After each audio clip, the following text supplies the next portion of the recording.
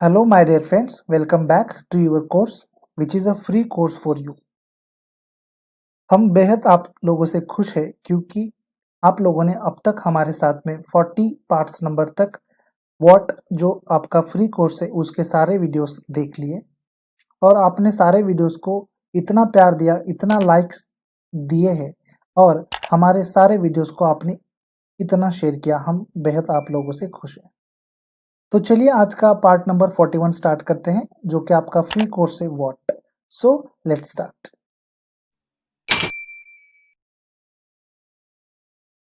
सो 201 number तक question से आज हम स्टार्ट करेंगे और हमने अब तक 200 क्वेश्चंस देख लिए हैं।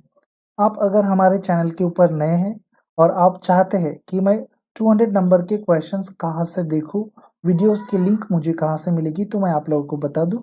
हमने डिस्क्रिप्शन बॉक्स में मतलब हमारे यूट्यूब के चैनल के डिस्क्रिप्शन बॉक्स में 200 नंबर तक क्वेश्चंस की सारी लिंक वहाँ पर दे दी है। आप वहाँ से हमारे बाकी वीडियोस को देख सकते हैं।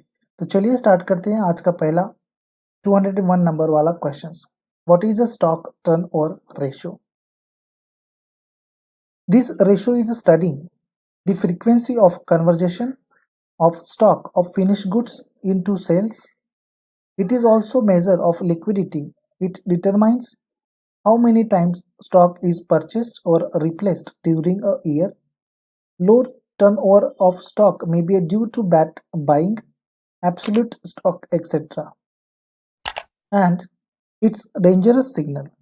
High turnover is good, but it must be carefully interpreted as it may be due to buying in a small lots or selling quickly at low margin to realize cash. Let's see formula. But before going to see a formula, let's elaborate this thing. What is exactly stock turnover ratio? This ratio is studying the frequency of conversation. जी हाँ, ये ratio frequency study करता है किसके संदर्भ में? Frequency of conversation of stock of finish goods into sales. जी हाँ, finish goods वाला स्टॉक और सेल्स के बीच में की जो फ्रीक्वेंसी टेस्ट करता है, स्टडी करता है, this ratio is known as stock turnover ratio.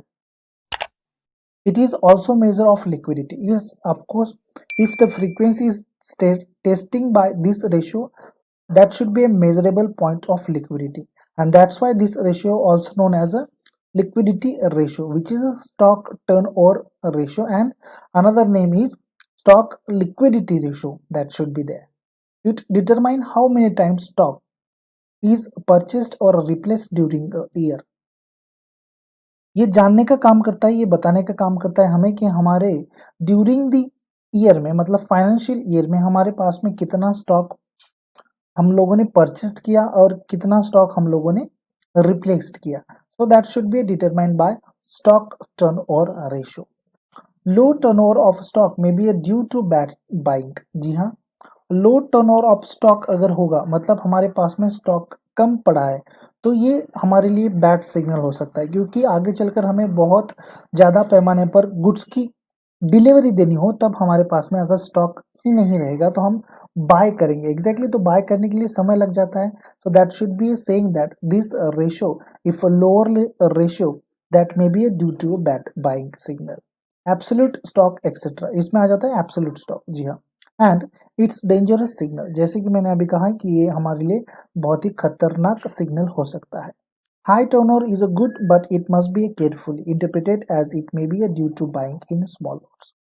High turnover ratio अच्छा होता है बट इसको अगर केयरफुली इंटरप्रेट हम लोगों ने नहीं किया तो शायद हम लोगों के लिए प्रॉब्लम आ सकती है. जैसे कि हम यहाँ पर बता सकते हैं due to buying in small lots, हमें इसको स्मॉल लॉट्स में बाय करना पड़ता है. जी हाँ, छोटे छोटे पैमाने पर, ज्यादा पैमाने पर स्टॉक हम लोग बाय नहीं कर सकते. अगर कर लिया तो वो खराब होने की संभावना होती है. और selling quickly at low margin to realise cash. जी हाँ, selling quickly at low margin to realise cash. Small stock मतलब छोटे छोटे पैमाने पर हम लोगों ने स्टॉक लिया, फिनिश गुड्स करके उसको सेल कर दिया. तो इसमें क्या चीज हो रही है कि हम लोग सेलिंग क्विकली कर रहे हैं एट लो मार्जिन पर टू रियलाइज कैश. किसके लिए? कैश को रियलाइज करने के लिए. तो that should be consider into the stock turnover ratio. ये सारी बातें हमें जो रेशियो बताता है वो होता है स्टॉक टर्नओवर रेशियो। तो चलिए अब फॉर्मूला देख लेते हैं।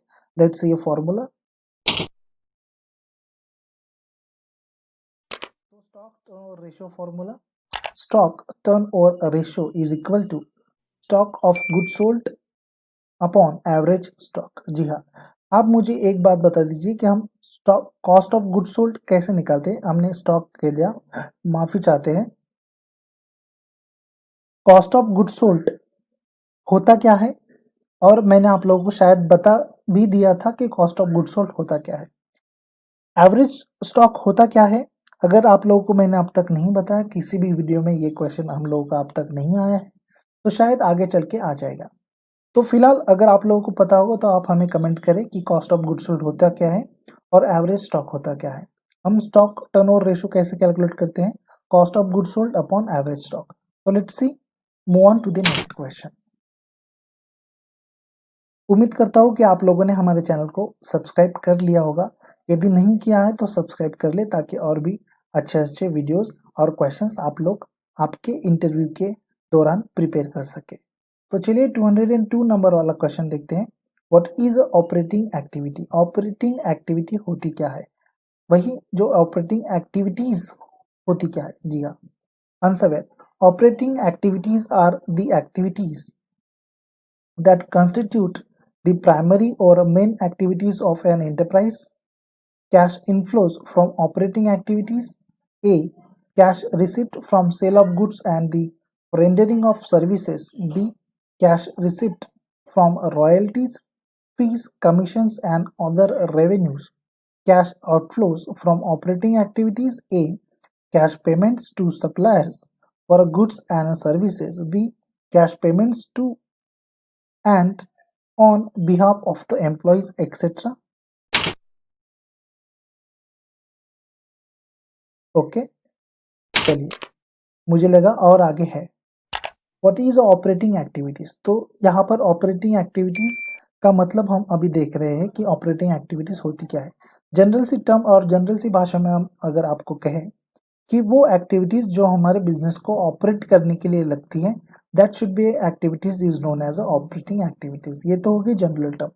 अब अकाउंटिंग की लैंग्वेज में अगर हमें आंसर देना है, अगर इंटरव्यू में आपको ये क्वेश्चन पूछ लिया what do you mean by operating activities, so that is the answer where operating activities are the activities that constitute the primary or main activities of an enterprise। जी हाँ, operating activities वो activities होती है जो primary और main activities कही जाती है हमारे एंटरप्राइज की। कंस्टिट्यूट होती है, जी हाँ, कैसे होती है वो, कंस्टिट्यूट होती है एज एन प्राइमरी और main activities of an enterprise. चलिए, इसमें क्या आ जाता है फिर, cash inflows from operating activities. जी हाँ, अब इसमें पॉइंट नोटेबल आ जाता है ये वाला कि कैश इनफ्लो हमारे बिजनेस में बहुत अहमियत रखता है। Cash inflow from operating activities के अंदर में हम लोग ए पार्ट देखेंगे, cash receipt from sale of goods and the rendering of services. जी हाँ, cash receipt from sale of goods and the rendering of services. B part देख लेते हैं, फिर मैं आपको ए वाला पार्ट ठीक से समझा दूंगा। Cash receipt from royalties, fees, commissions and other revenues. जी, हम अभी देख रहे हैं कैश इनफ्लो, मतलब बिजनेस में कैश आ रही है। कैसे आ सकती है, ये तो एक ऑपरेटिंग एक्टिविटीज के अंदर में हम अभी देख रहे हैं कि कैश इनफ्लो कैसे हो सकता है। तो कई सारे तरीके हैं, यहाँ पर हमने ए और बी ऐसे दो तरीके लिए हैं। तो पहला वाला क्या तरीका है कि कैश इनफ्लो कैसे हो सकता है ऑपरेटिंग एक्टिविटी में। A, cash receipt from sale of goods and the rendering of services. जी हाँ, अगर हमने गुड्स को सेल किया तो हमारे बिजनेस में कैश आ जाएगी, कैश रिसिप्ट हो जाएगी, या फिर हम लोगों ने सर्विस प्रोवाइड की, so that time the cash should be entered into the your organisation, into the our organisation, that should be consider in a cash inflows from operating activities. B वाला part क्या था, cash receipt from royalties, या फिर हम लोगों के पास में royalties मिली, हमें रिसिप्ट हुआ रॉयल्टीज से, तो वो भी हमारी हो जाएगी। फीस मिली कहीं से हम लोगों को किसी चीज की, कमीशन मिला हमें, so that should be consider as an operating activities cash inflow, या फिर अदर रेवेन्यूज। जी हाँ, कैश आउटफ्लोज क्या होता है, आप ऑपरेटिंग एक्टिविटीज में देख लेते हैं। Cash outflows from operating activities A, cash payment to suppliers और गुड्स एंड सर्विसेज। जी हाँ, हमने जो पेमेंट की है वो हो जाता है कैश आउटफ्लो, जो कैश हमारे बिजनेस से चली गई। जी हाँ, कैश इनफ्लो मतलब बिजनेस में कैश आ रही है, कैश आउटफ्लो मतलब बिजनेस से कैश जा रही है। अब कैश कैसे जाती है बिजनेस में से, cash payments to suppliers from goods and services. अगर हम लोगों ने सप्लायर लोगों से कुछ गुड्स बाय करके रखा है और हम उसकी पेमेंट कर रहे हैं, या फिर कुछ सर्विसेज हम लोगों ने लेके रखी है सप्लायर लोगों से, उसकी पेमेंट हम कर रहे हैं, तो this should be consider as a cash payments which is consider cash outflows. B वाला पार्ट देखते हैं, cash payments to and on behalf of the employees. जी हाँ, cash payments to and on behalf of the employees. देखिए यहाँ पर सबसे बड़ी बात है, ये टू को तो पहले हटा देते हैं। Cash payments on behalf of the employees, employees लोगों को अगर हमने सैलरीज दी, एम्प्लॉइज लोगों को अगर हम लोगों ने बोनस दिया, तो that should be consider as an cash payment which is operating activities under cash outflow. Let's see to the next question, hope so आपको समझ में आया होगा। क्वेश्चन नंबर 203 नंबर देखते हैं, what is investing activities. Investing activities होती क्या है, अब हमने देखा था ऑपरेटिंग एक्टिविटीज, अब हम देखेंगे investing activities. Let's see the answer. Investing activities relate to purchase and sale of long-term assets or a fixed asset such as a machinery, furniture, etc. Transactions related to long-term investment are also investing activities. Cash outflows from investing activities: A. Cash payments to acquire fixed assets including intangible and capitalized research and development. B. Cash advances and loans made from other third party. आगे देखते हैं, इसका आगे है शायद, जी हाँ है। Cash inflows from investing activities A, cash inflows receipt from disposal of fixed assets also intangible. B, cash receipt from disposal of shares, warrants और debts instruments of other enterprises other than receipt from those instruments considered to be a cash or cash equivalents or held for a trading purpose। बहुत बड़ा answer है कि नहीं। चलिए देख लेते हैं इसको वन बाय वन ठीक से, line to line. What is investing activities, investing activities होती क्या है। Investing activities relate to purchase and sale of a long term asset. जी हाँ, इन्वेस्टिंग एक्टिविटी उस चीज के संदर्भ में होती है जहां पर हम परचेस कर रहे हैं ऐसी चीज जो हमारे बिजनेस में मुनाफा कर दे, बिजनेस का टर्न और बढ़ा दे, या फिर बिजनेस में बहुत बड़ी मात्रा पर हम लोग वहां पर इन्वेस्ट कर पाए। So let's see, purchase and sale of long term assets और fixed asset such as a machinery, furniture etcetera. जी हाँ, परचेस अगर हम कर रहे हैं या फिर सेल कर रहे हैं, यहाँ पर सेल को तो फिर फिलहाल अभी रहने दीजिए, पहले तो परचेस देख लेते। जी हाँ, फिक्स्ड एसेट को अगर हम लोगों ने परचेस किया तो वो हमारी इन्वेस्टमेंट हो जाएगी। फिक्स्ड एसेट में सच एज क्या आ जाते हैं, हमारे मशीनरी आ जाती है, फर्नीचर आ जाती है। तो ऐसे समय में अगर हम लोगों ने परचेस किया तो हम लोगों की ये क्या हो जाएगी, इन्वेस्टिंग एक्टिविटी हो जाएगी। अगर सेल किया तो वो भी हमारी इन्वेस्टिंग एक्टिविटी हो जाएगी। क्यों, अगर लॉन्ग टर्म एसेट हम लोगों ने सेल कर दी तो बेटा पैसा आ गया, that should be consider as an investing activity. Transactions related to long term investment are also investing activity. और वो सारे ट्रांजैक्शंस जो लॉन्ग टर्म इन्वेस्टमेंट से रिलेटेड होते हैं वो सारे इन्वेस्टिंग एक्टिविटीज में आ जाते हैं। इसमें आप देखते हैं cash outflows from investing activity, हमने वहां पर भी देखा था ऑपरेटिंग एक्टिविटीज में cash outflows and cash inflows.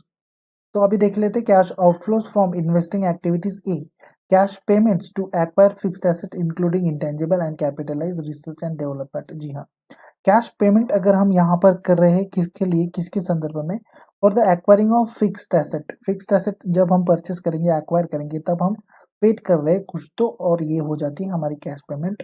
Intangible होगी कोई एसेट्स तो तब भी हम अगर कुछ पे कर रहे हैं तो that should be considered as an investing activities cash outflow. Capitalise research and development, अगर कुछ रिसर्च कर रहे हैं हम लोग तो, या फिर कुछ डेवलपमेंट कर रहे हैं तो भी तो वो कंसिडर हो जाती है इस चीज के लिए कि कैश आउटफ्लो आ जाता है वहां पर। इन्वेस्टिंग एक्टिविटीज के अंदर में कैश पेमेंट्स के बारे में। बी पार्ट देखते हैं, cash advances and loans made from other third party. जी हाँ, हमने अगर कहीं से कैश एडवांसेस लेके रखे हैं, थर्ड पार्टी से लोन्स लेके रखे, तो ये सारी चीजें हमें पेड करनी होती है, और ये सारी चीजें अगर हम पेड कर रहे हैं तो that should be considered as an investing activity और a cash outflow. Number B part. Let's see the number next, which is a cash inflow from investing activities. इसमें A part देखते हैं, cash inflow received from disposal of fixed assets, also intangible. B, cash receipts from a disposal of a shares, warrants or debts instruments of other enterprises other than receipts from those instruments considered to be cash or cash equivalents और held for trading purposes. जी चलिए देख लेते हैं फटाफट से। Investing activities cash inflow में कौन सी आ जाती है? Number A part, cash inflow receipt from disposal of fixed asset. अगर हम लोगों ने फिक्स्ड एसेट को डिस्पोजल कर दिया तो वहां से हम लोगों को जो मनी अर्न होंगे that should be consider as an investing activities cash inflow. या फिर इंटेंजिबल एसेट हमारी कोई भी होगी, आप हमें कमेंट कीजिए इंटेंजिबल एसेट्स कौन सी होती है। नंबर बी पार्ट देखते हैं, cash receipt from disposal of shares. अगर हमें कैश रिसिप्ट हो रही है कहाँ से? अगर हमने शेयर्स को डिस्पोज कर दिया, वारंट्स को डिस्पोज कर दिया, या फिर डेब्ट्स है हमारा कोई इंस्ट्रूमेंट्स वाला, वो भी डिस्पोजल कर दिए, तो ये सारी चीजें अगर डिस्पोजल करने के बाद में हमें कुछ रिसिप्ट होता है that should be consider as an cash inflow under the investing activities other than a receipt from those instruments considered to be cash or cash equivalents or held for a trading purpose। और ये trading purpose के लिए अगर used होता है तभी हम इसको कंसिडर करेंगे as an investing activities for cash inflow. Let's see the number next question. अगर आपने अब तक हमारे चैनल को सब्सक्राइब नहीं किया है तो सब्सक्राइब कर ले, ताकि मैं और बेहतरीन तरीके से आप लोगों को एक्सप्लेन कर पाऊँ। 204 नंबर क्वेश्चन देखते हैं, what is a financial activity. Operating activities हम लोगों ने देखी, इन्वेस्टिंग एक्टिविटीज हम लोगों ने देखी, अब देखते हैं फाइनेंशियल एक्टिविटीज होती क्या है। It's related to long term funds और capital of an enterprise. Cash inflows from financial activities, A sale of a preferred or a common stock, B collection of a loan. Cash outflows from financial activities, A acquire preferred or a common stock, B a repayment of a long term debt, C payments of dividend and interest। जी हाँ दोस्तों, तो financial activity वो activity होती है जो long term fund से related हो, जो फाइनेंस में कुछ बदलाव करे, वो एक्टिविटी हो जाती है हमारी फाइनेंशियल एक्टिविटी। बट बदलाव करे इसका मतलब तो जनरल टर्म में भी बदलाव हो सकता है। यहाँ पर कंसिडरेबल पॉइंट ये है कि लॉन्ग टर्म फंड्स अगर है तो वो हो गई हमारी फाइनेंशियल एक्टिविटीज और अ कैपिटल ऑफ एंटरप्राइजेस, तो that should be a considerable part as an financial activity. Cash inflow from financial activities, financial activities में कैश इनफ्लो कैसे होता है चलिए देख लेते हैं। ए वाला part, sale of a preferred और कॉमन स्टॉक। अगर हमने हमारे पास का जो स्टॉक है, जी हाँ, जो प्रेफर्ड वाला है, जो कॉमन है, उसको अगर हम लोगों ने सेल कर दिया तो यहाँ से हम लोगों को फाइनेंशियल एक्टिविटीज के अंदर में कैश इनफ्लो जनरेट हो जाता है। बी पार्ट देखेंगे, बी कलेक्शन ऑफ लोन। जी हाँ, अगर हम लोगों ने जो लोन बाहर दिया हुआ है वो हमें कलेक्ट हो गया, जो लॉन्ग टर्म वाला फंड्स होगा, जो लॉन्ग टर्म वाला लोन होगा वो कलेक्ट हो गया, that should be considered as an financial activities cash inflow in under the financial activities. Cash outflow from financial activities में ए पार्ट देखते हैं, एक्वायर प्रेफर्ड और कॉमन स्टॉक। अगर हम लोगों ने कुछ एक्वायर किया तो हम लोगों ने वहां पर पेमेंट की, that should be considered as an preferred और कॉमन स्टॉक। पेमेंट की तो इसका मतलब वहां पर कैश आउटफ्लो हो गया फ्रॉम फाइनेंशियल एक्टिविटीज के लिए। नंबर बी पार्ट देखते हैं, repayment of long term debts. हमने अगर कहीं से लॉन्ग टर्म डेब्ट लेके रखे हैं और उसको रीपेमेंट हम लोगों ने कर दिया तो ये हमारी फाइनेंशियल एक्टिविटीज के अंदर में कैश आउटफ्लो कहलाया जाएगा। नंबर सी देख लेते हैं, payments of a dividend and interest. अगर हम लोगों ने डिविडेंड दिया और हमारे पास में हमने किसी से लोन लेके रखा है, उसके ऊपर हम लोगों ने इंटरेस्ट पेड किया, so that should be considered as an financial activities. But एक बात ध्यान में रखिए, लोन लॉन्ग टर्म वाला होना चाहिए, तभी वो फाइनेंशियल एक्टिविटीज के अंदर में पॉइंट आएगा जो कैश आउटफ्लो होगा। चलिए नेक्स्ट क्वेश्चन के ऊपर मूव ऑन करते हैं। मैं आशा करता हूँ आप लोग को ये समझ में आया होगा। 205 नंबर क्वेश्चन लिखते हैं, what is the cash received from customers. Customers के पास में से क्या कैश रिसीव्ड होती है। This term under in a direct method of cash flow, the amount of cash received from customers is calculated by adjusting total sales shown in the income statement for the movement in the customer's accounts receivable balances show in the balance sheet। जी हाँ दोस्तों, this term under in direct method of cash flow, ये method कहाँ पर use होती है, cash flow में use होने वाली मेथड है, डायरेक्ट मेथड के अंदर में। जी हाँ, ये जो टर्म है कैश रिसीव्ड फ्रॉम कस्टमर्स, ये जो टर्म है ये कहाँ पर यूज की जाती है, डायरेक्ट मेथड में, और ये डायरेक्ट मेथड होती कहाँ पर है, कैश फ्लो में। तो चलिए देख लेते हैं, the amount of cash received from customers is, ये कैसे कैलकुलेट करते हैं और ये होती क्या है, is calculated by adjusting total sales, हमारे पास में जो टोटल सेल्स होगी उसमें एडजस्टमेंट करते हैं, adjusting total sales shown in the income statement. जी हाँ, जो इनकम स्टेटमेंट में हमारे टोटल सेल्स हम लोगों ने दिखाई है वो वाली, for the moment in the customer accounts receivable balances show in the balance sheet. Adjusted करते हैं कहाँ से कहाँ तक, तो टोटल सेल्स कस्टमर मूवमेंट, देखिए यहाँ पर बताया गया है कि account receivable balances shown in the balance sheet, balance sheet में हमारे पास में जो अकाउंट रिसीवेबल कितने हैं, मतलब कितना और पैसा आना बाकी है, कितना हम लोगों ने क्रेडिट के ऊपर सेल किया था। तो ये मतलब टोटल सेल्स में एडजस्टेबल अमाउंट अकाउंट रिसीवेबल के ऐड करने के बाद में जो हम लोग के पास में अमाउंट आ जाती है वो कहलाती है कैश रिसीव्ड फ्रॉम कस्टमर्स। अगर आप लोग के पास में इसकी कोई बढ़िया वाली डेफिनेशन है तो मुझे कमेंट करके बताएं ताकि मैं और बढ़िया से एक्सप्लेन कर पाऊँ। इसको कैलकुलेट करते हैं, receipts is equal to sales plus opening, what is AR, AR होता क्या है आप हमें कमेंट करके बताएं। जी हाँ, मैंने अभी अभी आपको AR के बारे में बताया, AR होता क्या है आप हमें कमेंट कीजिए ताकि मैं समझ पाऊँ कि आप लोगों को समझ रहा है या नहीं समझ रहा है। Sales plus operating AR minus closing AR, जी हाँ, माइनस क्लोजिंग AR। सो ऐसे हम लोग कैलकुलेट करते हैं cash receipt from customers. Hope so आपको समझ में आया होगा। व्हाट वी लर्न टुडे, आज हम लोगों ने क्या पढ़ा, चलिए देख लेते। What is a stock turn और रेशियो देखा, व्हाट इज ऑपरेटिंग एक्टिविटीज हम लोगों ने देखे, what is the investing activities हम लोगों ने देखे, what is the financial activities हम लोगों ने देखे। मैं एक बात आप लोगों को और बता दूं कि ये तीनों चीजें मतलब operating activity, investing activity and financial activity, बहुत सारे कम्पिटिटिव एग्जाम्स में इनके ऊपर सवाल पूछे गए हैं। जी हाँ, इनके ऊपर मतलब इनके कैश आउटफ्लो और कैश इनफ्लो के संदर्भ में क्वेश्चंस पूछे गए हैं। चलिए 5 नंबर वाला क्वेश्चन देख लेते हैं जो आज हमने देखा। What is the cash received from customers. जी हाँ, कैश रिसीव्ड फ्रॉम कस्टमर्स।